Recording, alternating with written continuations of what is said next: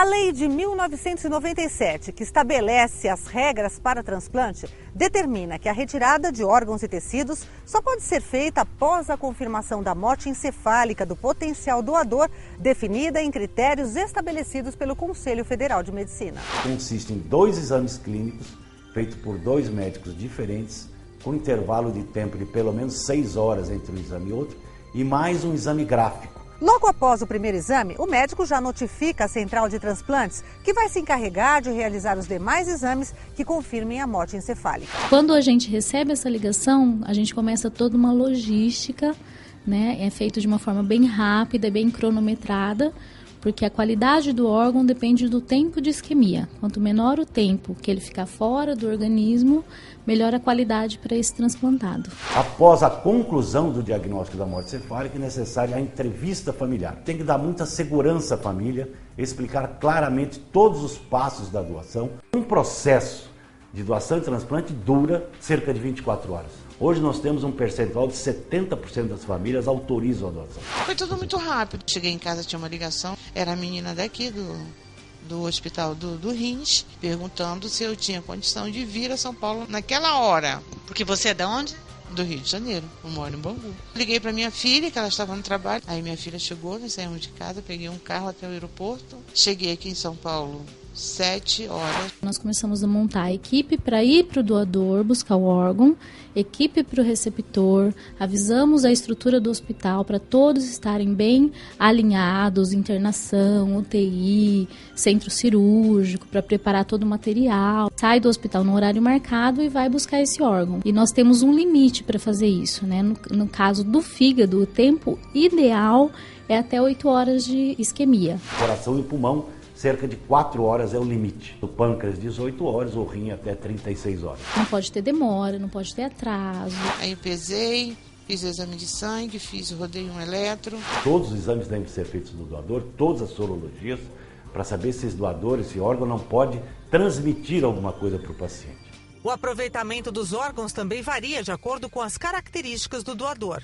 Dificilmente um coração é utilizado de um doador com mais de 50 anos. O pâncreas, por exemplo, é limitado pela legislação em 45 anos para poder ser aproveitado para transplante. O rim aqui em São Paulo não é utilizado de doadores com menos de 2 anos ou com 75 anos ou mais. Questões clínicas também podem interferir diretamente na realização de um transplante. A maioria dos cânceres já contraindica a utilização de órgão para transplante, ou uma infecção generalizada. O paciente que tem HIV positivo contraindica a utilização de órgãos para transplante. Eu esperei um ano. O rim, por exemplo, não tem posição na lista de espera, porque a alocação, a classificação dos pacientes é completamente aleatória, dependendo de cada doador. Então, o paciente que está inscrito para o transplante de rim há 2 meses, 3 meses, 6 meses, pode ser convocado para o transplante na próxima semana. Ou alguém que está há anos na fila de espera pode ser que nunca seja convocado.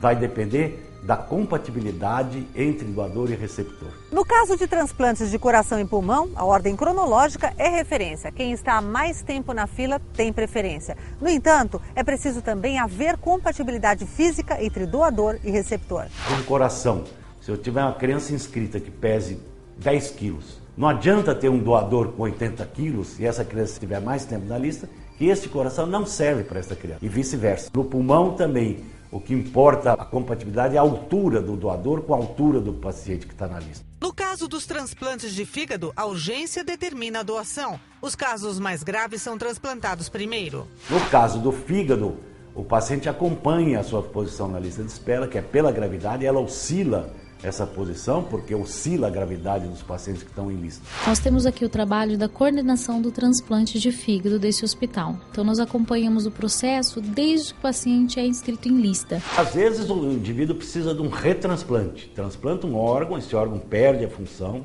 ele pode entrar na lista outra vez e transplantar novamente. No caso do transplante de fígado, se em 7 dias esse fígado parar de funcionar, ele pode ser reinscrito em prioridade e receber outro fígado muito rapidamente. Não é só no caso do fígado que existe essa possibilidade. No caso do coração, no caso do pulmão, no caso do rim não é prioridade, mas ele pode ser muitas vezes reinscrito para ter outro transplante. A relação tempo-distância praticamente concentra a consulta em lista de doadores e receptores do mesmo estado. O cadastro é a nível estadual, nós temos um banco de dados do estado de São Paulo. A regra nacional é que se algum órgão não for utilizado no estado, a central de transplante daquele estado tem que disponibilizar este órgão para a central nacional, que vai ofertar o órgão para um outro estado. Então nós recebemos aqui em São Paulo diversas notificações de doadores de outros estados e algumas vezes é possível utilizar os órgãos. Na modalidade doação em vida, a legislação para o transplante é diferente. No caso do transplante com doador vivo, é uma relação entre o paciente, o familiar que vai doar o órgão e a equipe de transplante. Não há uma lista de espera. Doador vivo é normalmente admitido nos transplantes de fígado e de rins.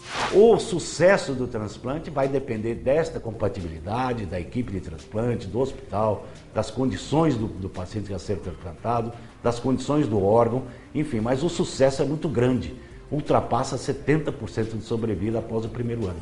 Você é contra ou a favor da doação de órgãos? Totalmente a favor. Sou a favor da doação de órgãos. Sou a favor da doação de órgãos. Sou.